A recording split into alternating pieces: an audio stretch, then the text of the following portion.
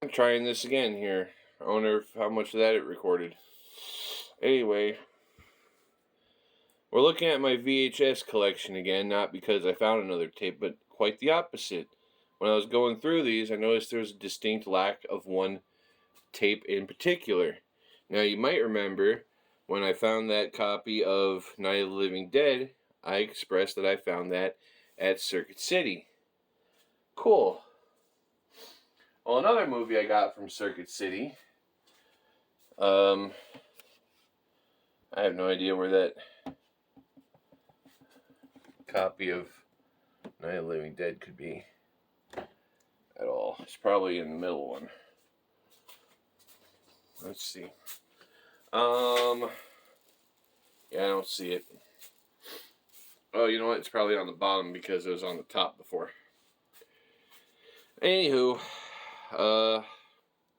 growing up, we had a bunch of movie channels, including the encore movie channels, and they had that was like our favorite one because Dad used to watch a lot of westerns. They had the encore westerns channel that he would watch all the fucking time. I think there was an encore comedy, which I liked because I like funny things that make me laugh. But they also had encore action. And those encore action, on that channel, they played a lot of Jackie Chan movies. So I became a fan of Jackie Chan. Because he's the man. Sometimes he has to come up with a plan. And if he goes to a restaurant, I bet he orders the flan. Anywho,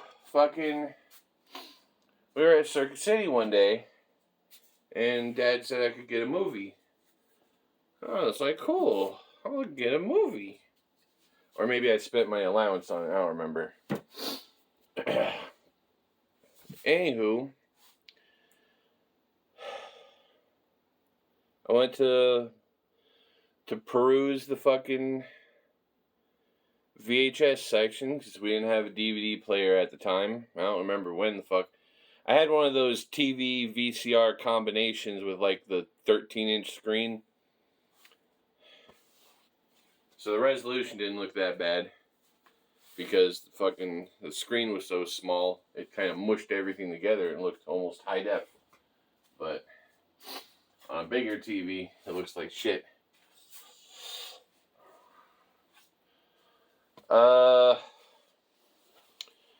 Again, 3 minutes in, I haven't gotten. So I found this. I go to the action section looking at the Jackie Chan movies and all of his bigger shit, like Armor of God and Rumble in the Bronx. Those are like fucking $10, $20 movies. I'm like, well, fuck. Because my fucking allowance was $5 a week, so I didn't want to get an advance. But they had this other one. There's this movie with it's just the on the cover right there, dead center, as big as can be on the cover, starring Jackie Chan. I was like, hell yeah! Let's see what this is. Oh, $4.99. That's my allowance. I'll get Dad to cover the tax. Because I didn't understand taxes. Something said it was fucking $5. I thought, well, shit, I got $5 in my pocket. I'll just buy it. And then they were like, oh, it's fucking $5.50. Like, what the fuck happened there? You assholes. Let me go find a couple quarters on the ground. And, anyway, right on the cover it says starring Jackie Chan. Then underneath that it has a picture of Jackie Chan with his fists all balled up like he's about to punch someone in the nuts. And I was like, cool. I like Jackie Chan movies. I'll buy this Jackie Chan movie. I bet it's got a lot of Jackie Chan in it.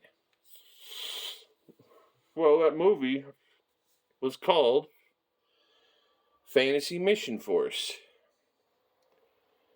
Let me run down the premise of that movie real quick. So this dude hires a bunch of warriors. It says in the official description, warriors, to go rescue some generals during World War II. I was like, cool. This sounds like a fun movie. And I read the description further. And I was like, and during the adventure, they run into Amazons and vampires and ghosts and like, what the fuck? And then at the end of the movie, they didn't mention there's like a whole fucking samurai army. I guess they were supposed to represent the Japanese and all the brutal shit they did during World War II. Anywho, I popped this bitch in my little 13-inch TV VCR combo that I had at the time. Oh shit. And fucking what happened? I watched the movie, right? Because it played automatically. Because the VCRs did that. You just pop the tape in. Like, oh, I'll watch this later. Ah, fuck you, you're watching it now, motherfucker. Because it's a tape.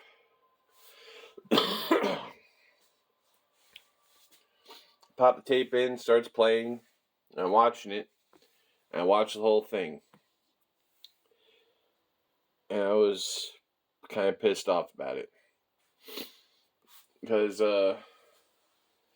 well, I mean, it starts off kind of fun. It's got fun music and some fun action scenes and some funny dialogue that I can barely understand because the people who dubbed the fucking voices did their best racist ass accents, or they didn't even bother trying. And so like a quarter of the way through the movie or so, Jackie Chan shows up, and it's like, whoa, cool, there's Jackie Chan, I know who that is. He's not just some random Chinese guy. That's Jackie Chan, that's a movie star. He's from Hollywood. He points his gun at people and yells cheese during the bloopers because he meant to say freeze, but he said cheese instead, and it was real funny on Rush Hour. Well, his whole scene, about a quarter of the way through the movies, he fights like a sumo wrestler / just a big fat fighter dude. And a big, large gentleman has Jackie Chan on the ropes. I'm not redoing this. Just listen to it and enjoy. A large man has Jackie Chan on the ropes for most of the fight, and he almost wins, but then Jackie Chan pulls some technique out of his ass and beats him. Because that's how Jackie Chan works. And then he's not in the rest of the movie until the very end, where he steals a Jeep, and the generals that the other guys were supposed to rescue, the other guys have all died. Right? And one of the Jackie Chan jumps in a Jeep, and another man runs up to him, and he looks like he's dressed up like a general, I think. It's been a while since I watched this shit. And he runs up to Jackie Chan. He's like, you're supposed to save us. We're the generals. And Jackie Chan says something like, generals? Well, you look like a bunch of clowns to me. And then he drives away, and then the credits roll. Why are you crying?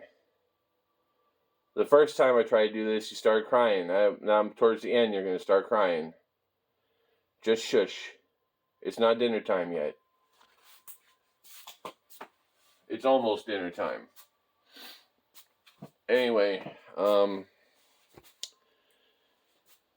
yeah, all that starring Jackie Chan and having Jackie Chan on the cover and nothing else was kind of a false advertisement a little bit.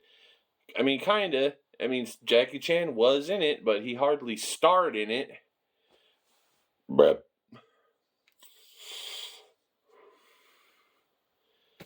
It was just the fucking strangest movie you ever did see. And, it was kind of like they had a fucking compilation of a bunch of different action scenes and scenes from horror movies and stuff. And they were like, well, we can't do a fucking thing. We can't make a story about any of these. And they were like, well, what if we throw them all together? Right? We throw them all together. And we put them all together. And we splice them all together. And they all star the same people, thankfully. And we got a couple scenes with Jackie Chan. We can do the one where he steals the Jeep. In post. That way we can say, oh, it stars Jackie Chan. He's the main character because he's the only one that survives, even though he's not in the rest of the fucking movie.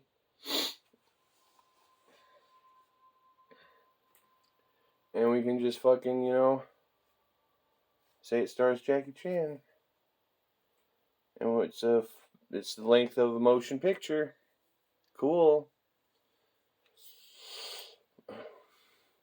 That'd be like a local band from somewhere, USA, recording a bunch of songs and realizing, well, shit, we can't make an album out of any of these songs. I don't feel like doing a whole song of Lynyrd Skynyrd covers. I don't feel like doing a whole album that sounds like Iron Maiden's early stuff. I don't feel like doing a fucking whole album that sounds like Iron Maiden's later stuff. I don't feel like doing an album that sounds like Ozzy and Black Sabbath. Like a whole album of that. I don't feel like doing a whole album that sounds like Creedence Clearwater Revival. Wait a minute, we got a couple of songs of each of these. If we just mush them all together, we have a whole album. And then, lo and behold, fucking James Hetfield is walking by and he hears this and he's like, hey, I'll help you guys record this. So he goes into the fucking, recording studio with them and they record a couple songs. And they record the whole album. And then they release the album. Right? And it's on the store shelves and shit. And it says, featuring James Hetfield from Metallica. Right across the fucking thing. And it's got a picture of, James with his Explorer in a fucking black tank top with his beard and his long hair from the 80s. And it's like, wow, James Hetfield's on this album, cool. And then they listen to the album, and it's like the first song sounds like Ozzy, the second song sounds like goddamn Lynyrd Skynyrd, the third song sounds like Creedence Clearwater Revival, and they're like, what the fuck? And they listen to the whole album, and it jumps from genre to genre, and they're like, where the fuck was James Hetfield during all that? And they go back and listen to it again, and there's like a couple of, this track says it's fucking 5 minutes long, but it's only 4 minutes and 30 seconds of song. So go back and listen to the whole thing, and fucking James Hetfield's on there, in the, the song ends, and then there's some audio from the recording studio, right? And fucking James is like, yeah, this song sounds pretty good. Hey, this sounds about as good. And he holds the mic up to his ass. Yeah! And then the song actually ends. And then they're like, well, the last track is fucking 11 minutes long, but the song ends after 3 minutes. So they listen to that whole thing. It's mostly just silence. And then at the very last little bit of it, you hear recording studio audio again. It's like, yeah, this album's not going to sell one fucking copy. You guys are a bunch of faggots. I'm leaving. Yeah! And he leaves. And that's kind of what you get with this album for 15 minutes. I'm going to do timestamps, don't worry.